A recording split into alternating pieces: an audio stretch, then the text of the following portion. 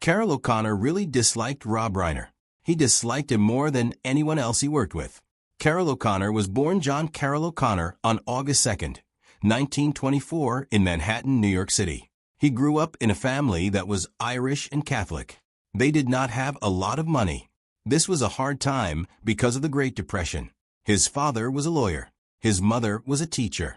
They taught Carroll O'Connor that education and language are very important. They also taught him to ask questions about what is right and wrong. Carroll O'Connor remembered these lessons his life. O'Connor was really into literature and history when he was a kid. These things he liked would later affect the way he acted and the way he told stories. When he was growing up, his life got interrupted by World War II. He was in the U.S. Merchant Marine during that time. This experience showed him how tough the world can be. It helped him understand what people go through when they are struggling. The O'Connor experience and understanding of struggle would later make his performances really memorable to literature, and history would shape his acting style and approach to storytelling, and the O'Connor way of telling stories would be influenced by his passions for literature and history. After the war, O'Connor really wanted to learn. He did it with a lot of determination and focus. He went to Wake Forest University. Then he got a master's degree in English literature from the University of Montana. O'Connor was very curious. This took him to Ireland, where he studied at University College Dublin. Being around theater and literature all the time, O'Connor developed a love for the classics. He also started acting in a disciplined and rigorous way, which was a big part of who O'Connor was as an actor. O'Connor loved acting. He loved the classics, and this is what made him so good at what he did. The time he spent in countries really opened his eyes to different cultures. This new way of thinking about the world was very different from the way a certain character thinks. This character is actually the one that people remember him for playing. The 1950s and 1960s were the years when O'Connor started to build his career in theater and film. He usually got supporting roles. For a time, O'Connor did not become famous, but he kept working. O'Connor chose roles that helped him become an actor. O'Connor was in movies like Cleopatra, which came out in 1963. In Cleopatra, O'Connor played a senator. The people who directed movies liked O'Connor because he was good at acting and they could depend on him. It took O'Connor a time to become successful, but he always thought of acting as something important to do, not just a way to become a celebrity. O'Connor loved acting. That is why he kept doing it. Something big happened in 1971 when he got the part of Archie Bunker in Norman Lear's Show in the Family. This show was a big deal, and it made him very famous.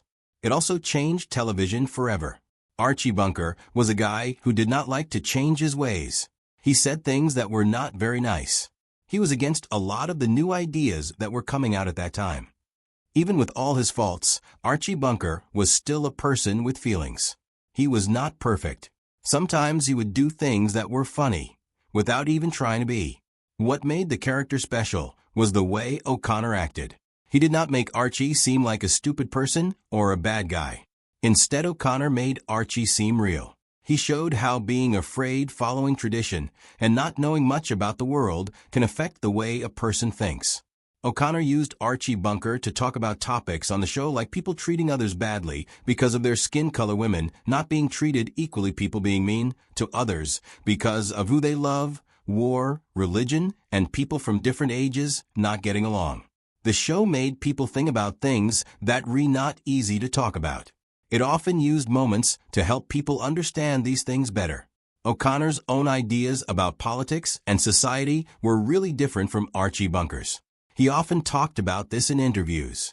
He knew people might get the idea about Archie Bunker, so he worked with the writers to make sure they showed how wrong Archie's hateful views were.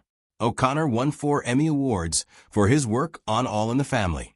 This made people think he was one of the actors on television.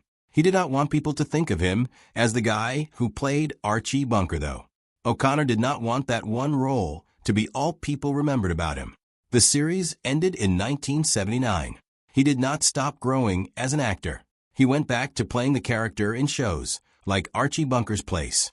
At the time, the actor looked for other roles that showed people he could play different characters and be serious. The actor wanted to show his range in the roles he played. In the 1980s and 1990s, O'Connor became very popular again for playing Chief Bill Gillespie in the crime drama In the Heat of the Night. Chief Bill Gillespie was very different from Archie Bunker. Chief Bill Gillespie was a police chief who was trying to deal with his own biases while trying to be fair and honest. O'Connor used television to talk about things like race and justice and how people can grow. His performance in the Heat of the Night earned him Emmy Awards and showed that O'Connor was an actor who always chose to do things that meant something rather than things that were easy. O'Connor liked to play characters, like Chief Bill Gillespie, because they were interesting and complex. O'Connor had a life that was full of love when he was not acting. He married Nancy Fields on July 28, 1951 in Dublin. Nancy Fields was a partner to O'Connor for more than 50 years. O'Connor and Nancy Fields had a marriage that was based on being loyal to each other and sharing the same values. They took care of each other through all the good and bad times. O'Connor and Nancy Fields had a marriage that was strong and lasted a time because they really cared about each other. In 1962, they got a baby boy, and they named him Hugh after O'Connor's brother. Hugh was really important to them now. O'Connor loved being a father. He thought the simple things in life were more important than being famous or getting awards. He liked the things he did with Hugh. Something bad happened to Hugh when he was just 16 years old. He got very sick with Hodgkin's lymphoma. Hugh was strong and he fought it. He got better. This made his family very happy for a little while. They felt hopeful again. Even though Hugh was okay on the outside, he was still hurting on the inside. As time went on, Hugh started to have a problem with drugs. This problem was even worse for him than the cancer was. His parents loved him much, and they tried to help him. They gave him all the support and resources they could. The drugs just kept getting a stronger hold on Hugh. Sadly, Hugh died by suicide. This was very devastating for O'Connor and his wife. They were extremely sad. Hugh's death was a tragedy. The family of Hugh, O'Connor, and his wife were heartbroken when Hugh died. For O'Connor, this was a tough time. The actor who people saw as strong and in charge on television and in movies was now a sad father who was dealing with a lot of pain, anger, and a strong desire to find out what really happened. O'Connor's pain made him want to take action and confront the man he thought had given his son the drugs, which shows how sad and upset a parent can be when they lose a child. O'Connor felt like his child was taken away from him. He wanted answers. O'Connor did not stop being around people when his son died. He used his sadness to do something. After Hugh died, O'Connor was in a strong public service announcement for the Partnership for a Drug-Free America. He did not talk like a person, he talked like a father who was very sad and wanted to warn people about how bad drugs are. He spent the rest of his life telling people about drugs and how they can hurt families. O'Connor used his voice, the fact that people knew who he was, to show people what drugs can really do to people and their families. He wanted to help people understand that drug addiction is very serious and that it can hurt a lot of people. O'Connor kept talking about drug addiction, how it affects families, because he wanted to help people. The man's push for this cause was really personal. He never gave up. He kept trying to teach people about it until he was very old. He wanted people to learn from what his family went through so they would not have to suffer like they did. The man's story is a reminder that addiction can happen to anyone. It shows how much he cared. He wanted to use the things that happened to his family to help people understand and be kind to others. His story is about addiction and how it affects people. The man's family had a lot of pain because of addiction. He did not want others to go through the same thing. O'Connor was a man who really believed in what he thought was right. He had a lot of pride in himself. He did not like to compromise on things. Rob Reiner was one person who really pushed O'Connor to his limits when they were working on All in the Family. This show would go on to be one of the important sitcoms on television. When it first started, things were not easy. There was a lot of tension, and people did not always get along. O'Connor and the actor who played his son Dash in Law Meathead did not have a relationship. They had a lot of disagreements. It was very stressful. From the moment they chose Reiner, O'Connor was not sure about him. Sometimes he was even mean to him. Reiner was a guy he liked to talk, he had strong ideas about politics, and he came from a Hollywood family. O'Connor did not think Reiner was the person for the job. He wondered if Reiner was disciplined enough, and if he really understood what the show was about. To O'Connor, Archie Bunker was a character that he had carefully thought about, not a funny guy. Reiner seemed to O'Connor like he did not know what he was doing. He was not careful enough. O'Connor and Reiner had ideas about the show and the characters, like Archie Bunker. The problem between them was not about work. It was about what they believed in. O'Connor was taught the way and thought that people should listen to those in charge on set. He also thought that people should be prepared and respectful. Reiner, on the hand, liked to question things. He would challenge the scripts and the things that people said. He also liked to talk about politics a lot, when they were filming and when they were not.